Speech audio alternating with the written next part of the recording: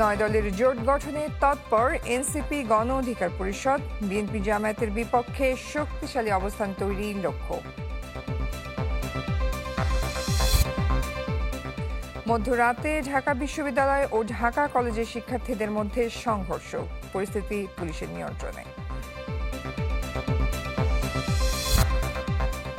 রাতভর কেন্দ্রীয় শহীদ মিনারে এমপিওভুক্ত শিক্ষকদের অবস্থান, দাবি আদায় না হওয়া পর্যন্ত চলবে কর্মবিরতি।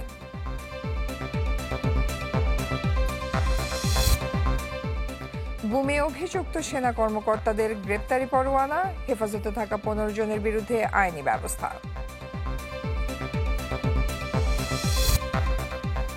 চাকসু নির্বাচনের প্রচারণা শেষ দিন আজ বুধবার ভোট, রাকসুতে চলছে শেষ মুহূর্তের প্রচারণা। গাজার যুদ্ধ শেষ বললেন ডোনাল্ড ট্রাম্প। বন্দি বিনিময়ে প্রস্তুত দুপক্ষ। মিশরের শান্তি সম্মেলনে অংশ নেবেন বিশ্ব নেতারা।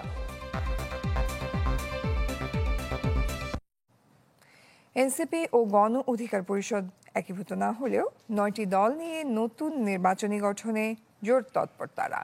উদ্দেশ্য বিএনপি ও জামায়াতের বাইরে মধ্যপন্থার ভিত্তিতে ভোটের মাঠে শক্তিশালী অবস্থান তৈরি করা।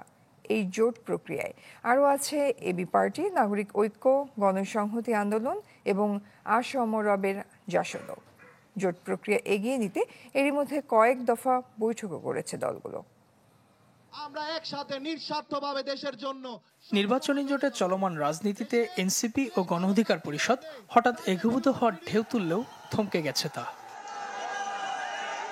তবে বিএনপি ও জামায়াতের বাইরে শক্তিশালী জোট গঠনের কাজ থেমে নেই। এর অংশ হিসেবে চলছে 9টি দল নিয়ে নির্বাচনী জোট গঠনের প্রক্রিয়া, যেখানে থাকবে এনসিপি, গণ অধিকার পরিষদ, এবি পার্টি সহ গণতন্ত্র মঞ্চে থাকা নাগরিক ঐক্য, গণসংহতি আন্দোলন সহ 6টি দল। এ নিয়ে সম্প্রতি কয়েক দফা বৈঠকও করেছেন দলগুলোর নীতি নির্ধারকরা, যার সবশেষটি গেল বৃহস্পতিবার হয় জাসদ নেতা আসম আব্দুর রবের বাসায়। আমাদের মধ্যে চিন্তা চেতনা যেগুলো আমরা শুরু করেছি সেগুলোর মধ্যে একটা মিল খুঁজে পাওয়া যাচ্ছে। তো জুলাই অভ্যুত্থানে আমাদের এই দলগুলোর সবারই একটা ভালো ভূমিকা ছিল।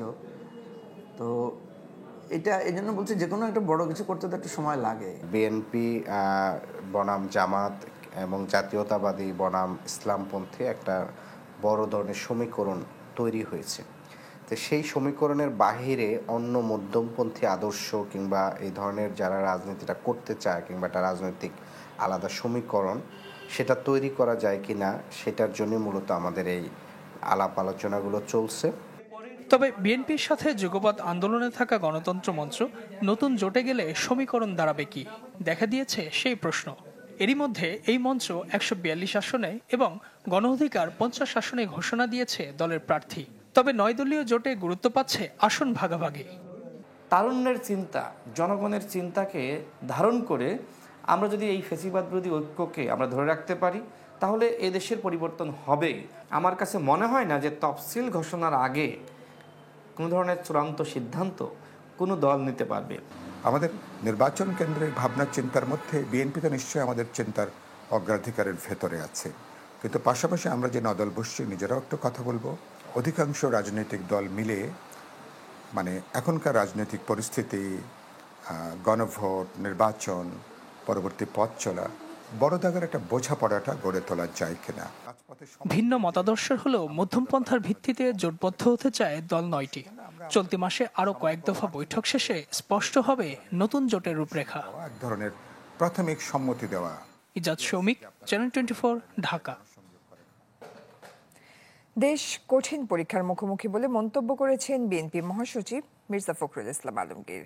ঢাকা রিপোর্টার্স ইউনিটিতে এক অনুষ্ঠানে তিনি বলেন, পিআর পদ্ধতির দাবি নির্বাচন পেছানোর দুরভিসন্ধি ছাড়া কিছুই নয়। জানান, চাপিয়ে দেওয়ার সংস্কার মানবে না বিএনপি। জাতীয়তাবাদী সমমনা জোটের শীর্ষ সংগঠন ডেমোক্রেটিক লীগের সাধারণ সম্পাদক সাইফুদ্দিন মনির দ্বিতীয় মৃত্যুবার্ষিকীতে ঢাকা রিপোর্টার্স ইউনিটিতে এই স্মরণ সভা। এতে যোগ দেন বিএনপি মহাসচিব মির্জা ফখরুল ইসলাম আলমগীর। তার বক্তব্যে উঠে আসে জুলাই সনদ, নির্বাচন ও পিআর প্রসঙ্গ। প্রশ্ন তোলেন পিআর পদ্ধতির যৌক্তিকতা নিয়ে। পিআর পদ্ধতি সংস্কার কমিশন সেটা নিয়ে আসেনি। সংস্কারের যে যারা দায়িত্বে আছেন তারা আনেননি, কয়েকটি রাজনৈতিক দল সেই পদ্ধতি কথা বলছে এবং যেটার জন্য তারা আন্দোলন করছে, এর লক্ষ্য একটাই, সেই লক্ষ্যটি হচ্ছে যে নির্বাচনকে বিলম্বিত করা। মির্জা ফখরুল বলেন, পিআর সহ চাপিয়ে দেওয়া সংস্কার মেনে নেবে না দেশের জনগণ। পিআর পদ্ধতি এই দেশের মানুষ গ্রহণ করবে না। আমাদের দলের পক্ষ থেকে তো আমরা স্পষ্ট বলেছি, এখন বলছি জনগণই এই পদ্ধতি গ্রহণ করবে না। চাপিয়ে দেওয়া কোনো কিছু এই দেশের মানুষ গ্রহণ করবে না। এই সামনের যে পরীক্ষা, এই পরীক্ষা কঠিন পরীক্ষা। একটা কথা, মুক্তিযুদ্ধের প্রসঙ্গ টেনে মির্জা ফখরুল বলেন, কিছু মানুষ ৭১-এর ইতিহাসকে ভুলিয়ে দিতে চায়। কিছু সংখ্যক মানুষ চেষ্টা করে আমাদের 1971 সালের ইতিহাসকে ভুলেই যেতে। Mahbubur Rahman, channel 24, Dhaka. World class innovation নিয়ে ওয়ালটন এখন দেশের সীমানা পেরিয়ে পৌঁছে গিয়েছে 50টিরও বেশি দেশে। ফুটপাতে দোকান বসানোকে কেন্দ্র করে মধ্যরাতে ঢাকা কলেজ ও ঢাকা বিশ্ববিদ্যালয়ের শিক্ষার্থীদের মধ্যে সংঘর্ষের ঘটনা ঘটেছে। রাজধানীর নীলক্ষেত এলাকায় কয়েক ঘণ্টা ধরে চলা এই সংঘর্ষে বেশ কয়েকজন আহত হয়। পরে পুলিশ ও ডাকসু ভিপি সাদিক কায়েমের মধ্যস্থতায় পরিস্থিতি শান্ত হয়। আদিন সজীবের রিপোর্ট। তখন রাত 12টা পেরিয়ে গেছে। হঠাৎ করেই উত্তপ্ত হয়ে ওঠে নীলক্ষেত এলাকা। ঢাকা কলেজের ছাত্রদের সাথে সংঘর্ষ বাধে ঢাকা বিশ্ববিদ্যালয়ের শাহনেওয়াজ ছাত্রাবাসের শিক্ষার্থী ও স্থানীয়দের মধ্যে। যদিও পর্যাপ্ত জনবল না থাকায় ধাওয়া পাল্টা ধাওয়া শুরুর প্রায় ঘণ্টাখানেক অনেকটা নীরব দর্শক ছিল পুলিশ। ততক্ষণে চলে ইট পাটকেল ছোড়াছুড়ি আর সাউন্ড গ্রেনেড নিক্ষেপ। এমন উত্তেজনার মধ্যে স্থানীয়রা ধাওয়া দিলে পিছু হটে ঢাকা কলেজের ছাত্ররা। এর মধ্যে বাড়তি ফোর্স এলে পরিস্থিতি নিয়ন্ত্রণে নেয় পুলিশ। পরিবেশ শান্ত করতে কাজ করে ডাকসু নেতারাও। ভিপি সাদিক কায়েম জানান, এই এলাকায় কোনো অনিয়ম চলবে না, ব্যবস্থা নেওয়া হবে জড়িতদের বিরুদ্ধে। সিসিটিভিও আছে, এটার সূত্রপাত কিভাবে হয়েছে এবং চাঁদাবাজি করতে কারা আসছে আমরা প্রত্যেকে আইডেন্টিফাই করবো, প্রত্যেকের বিচার আওতায় নিয়ে আসা হবে। ঢাকা বিশ্ববিদ্যালয় এইখানে এই জুলাই বিপ্লব পরবর্তী কোনো চাঁদাবাজির ঠিকানা হবে না। যারা এই চাঁদাবাজি করেছে, যারা শিক্ষার্থী আমাদের ভাইদের উপর রক্তাক্ত করছে, তাদের প্রত্যেকের বিচার আওতায় নিয়ে আসা হবে। আমরা ঢাকা কলেজের বিভিন্ন ছাত্র সংগঠনের নেতৃবৃন্দ এই জায়গায় আছে এবং আমাদের স্যাররাও আসছেন এই জায়গায়। আমরা এসে দুই পক্ষের পরিস্থিতি স্বাভাবিক করেছে। আমরা চেষ্টা করতেছি উভয় পক্ষকে কুল করার। আমার সিনিয়ররা আছে এখানে, তারাও চেষ্টা করতেছে, এখন দেখা যাক। ঘটনার সূত্রপাত দিনে নীলক্ষেতের শাহনেওয়াজ ছাত্রাবাসের সামনের ফুটপাতে দোকান বসানোর অভিযোগে ঢাকা কলেজের কয়েকজন শিক্ষার্থীর সাথে বাকবিতণ্ডা হয় ঢাকা বিশ্ববিদ্যালয়ের ছাত্রদের। অভিযোগ আছে স্থানীয়দেরও। ওরা তখন কথা বলতেছিল যে এই জায়গাটার মধ্যে ওরা দোকানদারি করবে, এটা ফুটের জায়গা। আমি বললাম যে ভাই, এটা হচ্ছে আমাদের হলের সামনে জায়গা, এই জায়গাটা বিশৃঙ্খলা করে না। এমনিতেই যে পরিমাণ গ্যাদারিং হয়ে আছে, এটা আপনি ইয়ে করুন। আর রাতের আধারে যে আপনার একটা দোকান এভাবে উঠায় আপনার আরেকটা, এটা তো দখলদারি হইতেছে।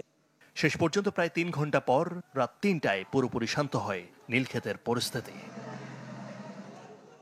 আদিন সজীব, চ্যানেল 24, ঢাকা। গুমে অভিযুক্ত সেনা কর্মকর্তাদের বিরুদ্ধে গ্রেপ্তারি পরোয়ানা পৌঁছেছে সেনা সদরে। এই তথ্য জানালেন চিফ প্রসিকিউটর তাজুল ইসলাম। তার দাবি, সেনা হেফাজতে থাকার বিষয়টি আনুষ্ঠানিকভাবে ট্রাইব্যুনালকে জানানো হয়নি, তবে 24 ঘন্টার মধ্যে আদালতে হাজির করার বিধান রয়েছে বলে মনে করিয়ে দেন তিনি। এদিন শেখ হাসিনার বিরুদ্ধে জুলাই হত্যাযজ্ঞের মামলায় শুরু হয় যুক্তিতর্ক উপস্থাপন। গুমের 2টি সহ মোট 3 মামলায় পরোয়ানাভুক্ত 15 সেনা কর্মকর্তাকে হেফাজতে নেওয়া হয়েছে বলে শনিবার জানায় সেনা সদর দপ্তর। কোন আইনে তাদের বিচার করা হবে এ নিয়ে ব্যাখ্যার প্রয়োজনীয়তার কথা জানানো হয় শনিবারের ব্রিফিংয়ে। রোববার chief prosecutor advocate Tajul Islam বলেন, সেনাবাহিনী আইনি মতামত চাইলে দিতে প্রস্তুত তারা, তবে গ্রেফতারের 24 ঘন্টার মধ্যে আসামিদের আদালতে হাজির করা আইনের সাধারণ বিধান। এরপর সিদ্ধান্ত দেবেন আদালত। একজন আসামিকে গ্রেপ্তার করা হলে যেখানেই গ্রেপ্তার করা হোক, তাকে আদালতে আনার সময়ে যে যতটুকু সময় ব্যয় হবে তার ছাড়া 24 ঘন্টার মধ্যেই তাকে আদালতে উপস্থিত করতে হবে। এটা হচ্ছে আইনের বিধান। আদালত যদি তাকে আটক রাখতে বলে আটক রাখা হবে, আদালত যদি তাকে ছেড়ে দিতে বলে জামিন দেয় ছেড়ে দিতে পারেন। সুতরাং ডিসিশন নেওয়ার অথরিটিটা তখন আদালতের হাতে চলে যায়। গ্রেফতারি পরোয়ানা সেনাবাহিনী সহ সংশ্লিষ্ট সব দপ্তরে পৌঁছেছে বলেও জানিয়েছেন চিফ প্রসিকিউটর। বলেন, আন্তর্জাতিক অপরাধ ট্রাইব্যুনালই গুম খুনে অভিযুক্ত সেনা কর্মকর্তাদের বিচারের উপযুক্ত আদালত। ইন্টারন্যাশনাল ক্রাইমস ট্রাইব্যুনালস অ্যাক্ট 1973, এটা একটা বিশেষ আইন তৈরি করা হয়েছে সেনাবাহিনী, নৌবাহিনী, বিমান বাহিনী, গোয়েন্দা সংস্থা, ডিসিপ্লিন ফোর্স, পুলিশ বাহিনী এই সমস্ত ডিসিপ্লিন ফোর্সের বিচারের জন্য বিশেষভাবে তৈরি। এদিন শেখ হাসিনার মামলার প্রথম দিনে যুক্তিতর্ক উপস্থাপন শুরু হয়। যুক্তিতর্ক ফেসবুক পেজে সরাসরি সম্প্রচার শুরু হলে সম্প্রচার বন্ধে সাইবার হামলা করা হয় বলেও দাবি করেন তাজুল ইসলাম। আমাদের এই ফেসবুক পেজের উপরে সাইবার হামলা তারা চালিয়েছে। তারা দুনিয়াকে এটা জানতে দিতে চায় না যে বিচারটা কতটা ট্রান্সপারেন্ট হতে হচ্ছে, এভিডেন্সগুলো কতটা ওভারওয়েলমিং, এভিডেন্সগুলো কতটা অকাট্য, সেটা তারা বুঝতে দিতে চায় না। দুপক্ষের যুক্তিতর্ক উপস্থাপন শেষে মামলাটি রায়ের দিন ধার্য করা হবে। মাসুদুর রহমান, চ্যানেল 24, ঢাকা। স্বরাষ্ট্র উপদেষ্টা জাহাঙ্গীর আলম চৌধুরী জানিয়েছেন, ট্রাইব্যুনালের পরোয়ানাভুক্ত হেফাজতে থাকা সেনা কর্মকর্তাদের বিরুদ্ধে আইন অনুযায়ী ব্যবস্থা নেওয়া হবে। এক প্রশ্নে স্বরাষ্ট্র উপদেষ্টা বলেন, সন্তানরা দেশে থাকেন, সেফ এক্সিট কেন নেবেন? এইটার ক্ষেত্রে আমরা আইনি যে প্রক্রিয়া ওইটা আমরা গ্রহণ করব। আমার ছেলে মেয়ে সবই দেশে, তা আমি একা জায়গা কি করব? আসন্ন জাতীয় নির্বাচন সামনে রেখে দেশের শান্তি ও সুষ্ঠু ভোট প্রক্রিয়া নিশ্চিত করার জন্য যে কোনো বিশৃঙ্খলা সৃষ্টিকারী ব্যক্তি বা গ্রুপকে চিহ্নিত করে আইনের আওতায় এনে তাদের বিরুদ্ধে কঠোর ব্যবস্থা গ্রহণ করা। ওয়ার্ল্ড ফুড ফোরামে যোগ দিতে ইতালি পৌঁছেছেন প্রধান উপদেষ্টা ডক্টর মোহাম্মদ ইউনূস। ইতালিতে বাংলাদেশের রাষ্ট্রদূত ATM রকিবুল হক স্বাগত জানান প্রধান উপদেষ্টাকে। এর আগে রোববার সকাল 11:30টায় ইতালির উদ্দেশ্যে হজরত শাহজালাল আন্তর্জাতিক বিমানবন্দর ছাড়েন প্রধান উপদেষ্টা ও তার সফর সঙ্গীদের বহনকারী বিমান। ফোরামের মূল অধিবেশনে আমন্ত্রিত অতিথি হিসেবে ভাষণ দেবেন প্রধান উপদেষ্টা। সেই সাথে ইতালির প্রধানমন্ত্রী জর্জিয়া মেলোনি ও বিভিন্ন আন্তর্জাতিক সংস্থার প্রধানের সাথেও বৈঠকের কথা রয়েছে তার। সফর শেষে আগামী 15 অক্টোবর দেশে ফেরার কথা রয়েছে প্রধান উপদেষ্টার।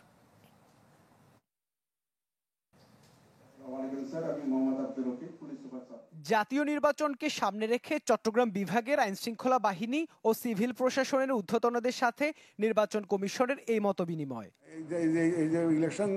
প্রায় 3 ঘন্টার বৈঠক শেষে সাংবাদিকদের মুখোমুখি হন প্রধান নির্বাচন কমিশনার AM নাসির উদ্দিন। কমিশনের নিবন্ধিত প্রতীকের তালিকায় শাপলা না থাকায় আপাতত তা দেওয়া সম্ভব হচ্ছে না বলেও জানান তিনি। নির্বাচন কমিশন যে কোনো সময় প্রয়োজনে প্রতীকের সংখ্যা বাড়াইতে পারে, কমাইতে পারে। এটা আমাদের এটা 115টা তো ছিল না, 115টা তো আমরা করেছি পরে করেছি। সাবরাতে সেটা অফ হ্যান্ড কোনো জবাব আমি দিতে চাই না যে এটা কমিশন নেওয়ার মতো, এটা ইনক্লুড করার জন্য কোনো সিদ্ধান্ত নেয় নাই। নির্বাচনে সাংবাদিকদের কোনো ধরনের বাধার মুখে ফেলার কমিশনের নিয়ত নেই জানিয়ে সিইসি বলেন, নানা সীমাবদ্ধতার কারণে নিয়মের মধ্যে আনতে হয় সাংবাদিকদের। আমরা তো কার্ড দিব, ক্রেডিশন কার্ড দিব। কার্ড দেওয়া মানে you are licensed by the election commission. কেউ আপনার এন্ট্রি ঠেকাইতে পারবে না। কিন্তু depending on the practical situation, on the ground situation, নির্বাচনে গুজব মোকাবেলা করা বড় চ্যালেঞ্জ হবে বলে জানান প্রধান নির্বাচন কমিশনার। কে করলো এটা আইডেন্টিফাই করা যায় না, এটা গ্লোবালি। আর 50% যেগুলো করা যায় এগুলা বিভিন্নভাবে করা যায়। কেউ বলছেন যে ইন্টারনেট বন্ধ করে দিয়ে অনেক দেশে করেছে। আমরা ইন্টারনেট বন্ধ করার পক্ষপাতী না। বৈঠকে নির্বাচনে রাজনৈতিক হস্তক্ষেপ সহ নানা বিষয়ে নিজেদের মতামত তুলে ধরেন চট্টগ্রাম বিভাগের বিভিন্ন জেলার এসপি, ডিসি, বিভাগীয় কমিশনার, র্যাব, বিজিবির ঊর্ধ্বতন কর্মকর্তারা। আমরা সাংবাদিক ভাইদের। ইবেন মির, চ্যানেল 24, চট্টগ্রাম। 3 দফা দাবি আদায়ে রাতে কেন্দ্রীয় শহীদ মিনারে অবস্থান করেন এমপিওভুক্ত শিক্ষক কর্মচারীরা। জানান, বেতন ভাতা বৃদ্ধির প্রজ্ঞাপন জারি না হওয়া পর্যন্ত কর্মবিরতির পাশাপাশি এই কর্মসূচি পালন করবেন তারা। বলেন, রোববারের ঘটনায় পুলিশের আরও ধৈর্য ধরা উচিত ছিল। চোখে আশা নিরাশা চুয়াডাঙ্গার বেসরকারি শিক্ষক আকবর আলীর। বাড়ি ভাড়া, চিকিৎসা খরচ আর উৎসব ভাতার দাবি আদায়ে প্রায় 250 কিলোমিটার পাড়ি দিয়ে ঢাকায় এসেছেন দিনভর আন্দোলনের পর কেন্দ্রীয় শহীদ মিনারে রাত্রিযাপন এমপিভুক্ত এই শিক্ষকের। দেখা যায় গভর্নমেন্টে যারা টিচার করছে তারা যে অবস্থা তার থেকে আমরা এক ভাগও পাইনি। কিন্তু কোয়ালিফিকেশন সকলের এক, নিয়োগ গভর্নমেন্ট নিয়োগ দিচ্ছে। আর্থিক সংকটে জর্জরিত হলেও কুষ্টিয়ার শিক্ষক বজলুর রশিদ আশাবাদী অন্তর্বর্তী সরকার তাদের হতাশ করবেন না। সামান্য কিছু দাবি মেনে নেবেন দ্রুতই। এটা হচ্ছে জাতির সরকার, দেশের সরকার, প্রত্যেক জনসাধারণের সরকার, শিক্ষকদের সরকার। তার কাছে আমরা এটা দাবি জানাই যে এটা যেন অতি তাড়াতাড়ি প্রজ্ঞাপন জারি করে। দূর দূরান্ত থেকে আসা এই শিক্ষকরা জানান, তাদের শান্তিপূর্ণ কর্মসূচিতে পুলিশের হামলা কোনোভাবেই মানা যায় না। তবে সংঘর্ষ বাধাতে আওয়ামীপন্থী কিছু শিক্ষকের উস্কানি ছিল বলেও অভিযোগ কারো কারো। পরিবারের কাছে ব্যর্থ, আমার মায়ের কাছে ব্যর্থ, আমি নিজের কাছেও ব্যর্থ। সামান্য তাদের যে চাহিদা, আমার সন্তানাদের যথেষ্ট ভালো, কিন্তু তাদের চাহিদাটা পূরণ করতে পারছি না। ভুল তথ্য দিয়ে স্লোগান মারেছে, হ্যাঁ তারাও শিক্ষক। এই জন্যই আমাদের একটা সমস্যা সৃষ্টি হয়েছে বললে এটা আমার চূড়ান্ত বিশ্বাস। আন্দোলনে নেতৃত্ব দেওয়া এই শিক্ষকও বলছেন, ষড়যন্ত্র হলেও পিছিয়ে থাকা শিক্ষক কর্মচারীদের ন্যায্য দাবি আদায়ে এবার কঠোর অবস্থানে তারা। সকল শিক্ষা প্রতিষ্ঠানে আমরা ঘোষণা দিয়েছি কর্মবিরতি চলবে লাগাতার যতদিন পর্যন্ত প্রজ্ঞাপন না হয়। এখানে চলবে লাগাতার অবস্থান, সারা বাংলাদেশে চলবে লাগাতার কর্মবিরতি। রোববারের সংঘর্ষের ঘটনায় এই শিক্ষক নেতা বলছেন, কারো ইন্ধনে এমন অনাকাঙ্ক্ষিত পরিস্থিতি যাতে আর সৃষ্টি না হয় সেজন্য সতর্ক তারা। আদ্দিন সজীব, চ্যানেল 24, ঢাকা। চট্টগ্রাম বন্দরের নিউ মুরিং, পানগাঁও আর লালদিয়া এই 3 টার্মিনাল বিদেশি অপারেটর দিয়ে পরিচালনা করতে চায় সরকার। ইকোনমিক রিপোর্টার্স ফোরাম আয়োজিত সেমিনারে নৌপরিবহন সচিব জানিয়েছেন, কোনো অবস্থাতে বন্দরে পণ্য ওঠানামায় বাড়তি 41% ট্যারিফ কমানো হবে না। আমদানি রপ্তানি কার্যক্রম গতিশীল করতে বন্দর ব্যবস্থাপনা বেশ গুরুত্বপূর্ণ। দেশের মূল বন্দর চট্টগ্রাম সহ অন্যান্য গভীর সমুদ্র বন্দরের কার্যক্রমের গতি বাড়াতে চায় কর্তৃপক্ষ। তারই ধারাবাহিকতায় বিদেশি অপারেটর নিয়োগ দেয়া হয় ব্যবস্থাপনায়।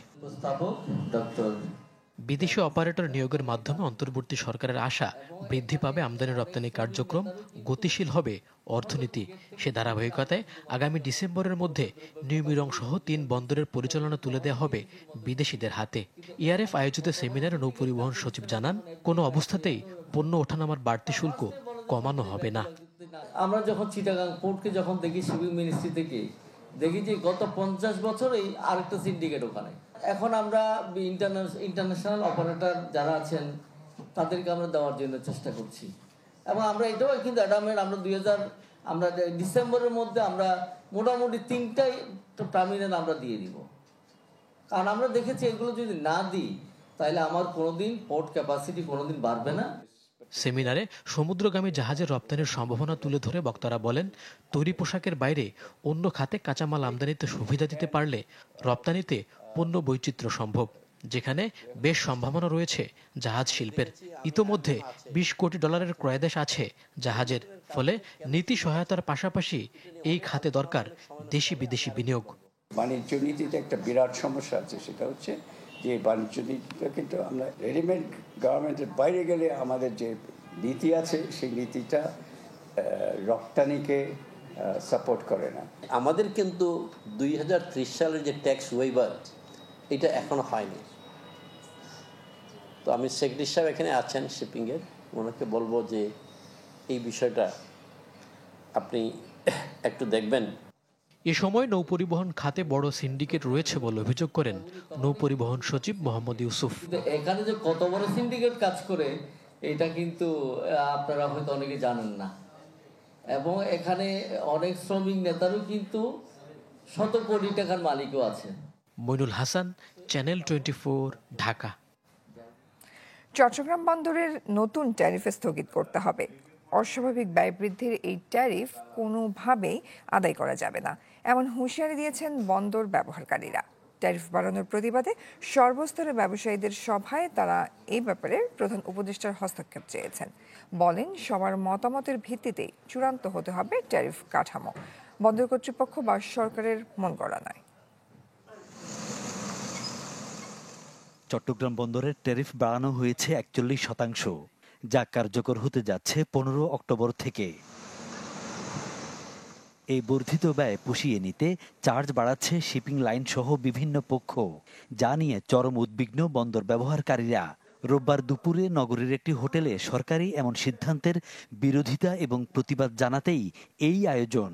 ব্যবসায়ীরা বলেন, প্রতিবেশী এবং প্রতিদ্বন্দ্বী দেশগুলোর বন্দরের তুলনায় কন্টেইনার হ্যান্ডলিং চার্জ চট্টগ্রামে প্রায় দ্বিগুণ। সেবার মান না বাড়িয়ে উন্নত বন্দরের দোহাই দিয়ে চার্জ বাড়ানো হয়েছে এ বন্দরে, মূলত বিদেশি অপারেটরদের লাভবান করতেই এই অপপ্রয়াস। ডিপি ওয়ার্ল্ড যেটা, তাদের একটা সত্য আছে যে ট্যারিফ আছে, সেই ট্যারিফে ওনারা আসলে ওনারা লাভ করতে পারবেন না।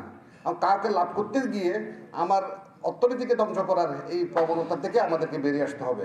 এই ধরনের একটা সিদ্ধান্ত স্টেক হোল্ডারদের মতামতের বিরুদ্ধে যে একটা সরকার নিতে পারে, এটি আমাদের কোনোভাবে বোধগম্য নয়। ব্যবসায়ীদের মতে বিভিন্ন দেশ বন্দর ব্যবহারকারীদের সাথে আলোচনা করে চার্জ সমন্বয় করে, অথচ হয়েছে উল্টো। দেশের অন্য বন্দরে না বাড়িয়ে কেবল চট্টগ্রাম বন্দরের ট্যারিফ বাড়ানো অর্থ এই বন্দরকে বন্ধ করে দেওয়ার চক্রান্ত। Compare to Vietnam, India, Singapore ধরবো না, Malaysia, we are way higher than that. Mongla পোর্টে তো আপনি ট্যারিফ বাড়ান নাই, পায়রা বন্দরে আপনি ট্যারিফ বাড়ান নাই। এইসব ষড়যন্ত্র প্লিজ দয়া করে চিরঙের জন্য করবেন না। মাননীয় প্রধান উপদেষ্টার কাছে একটা রিপ্রেজেন্টেশন দেব এবং উইথ রিকোয়েস্ট যে এটা প্রত্যেকটা স্টেক হোল্ডারকে ডেকে আলাপ করে সবার সম্মতিতে সিদ্ধান্ত নিয়ে এটা যেন ইমপ্লিমেন্ট করা হয়। চট্টগ্রামের সর্বস্তরের ব্যবসায়ীদের ব্যানারে এই সমন্বয় সভায় প্রধান উপদেষ্টাকে নতুন ট্যারিফ স্থগিতের অনুরোধ জানান বন্দর ব্যবহারকারীরা। ফখরুল ইসলাম, চ্যানেল 24, চট্টগ্রাম। 5 আগস্টের পর এখনো পলাতক 87 পুলিশ কর্মকর্তা। বিভিন্ন দেশে তাদের অবস্থান শনাক্ত হলেও ফেরানো যায়নি কাউকেই। মানবাধিকার ও রাজনৈতিক ইস্যুর কারণ দেখিয়ে ইন্টারপোলও সাড়া দিচ্ছে না রেড অ্যালার্টের আবেদনে। সুলতান মাহমুদ আরিফের রিপোর্ট। আওয়ামী লীগ সরকারের পতনের পর থেকেই আত্মগোপনে দলটির সাথে ঘনিষ্ঠ অনেক পুলিশ কর্মকর্তা।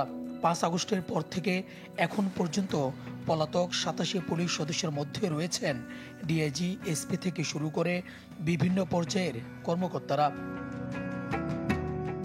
সম্প্রতি যুক্তরাষ্ট্রের একটি শহরে আলোচিত সাবেক ডিআইজি হারুনুর রশিদের অবস্থানের 2টি ছবি সামাজিক যোগাযোগ মাধ্যমে ছড়িয়ে পড়ে।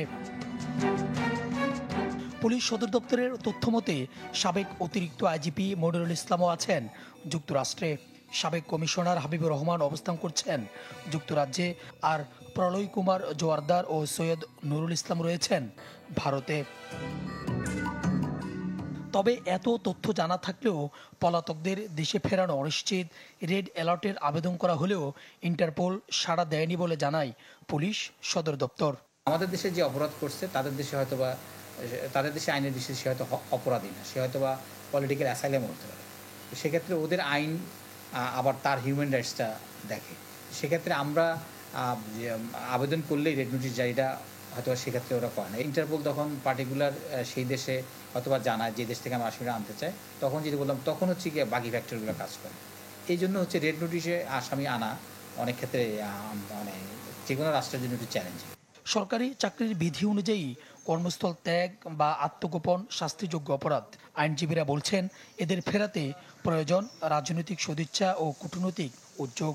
তাদেরকে দ্রুত একজন রাজনৈতিক দলগুলো ঐক্যমত হয়ে ইন্টারপোলের মাধ্যমে খুব দ্রুত দেশে ফিরিয়ে নিয়ে আসা এবং তাদের বিচার কার্য পরিচালনা করা।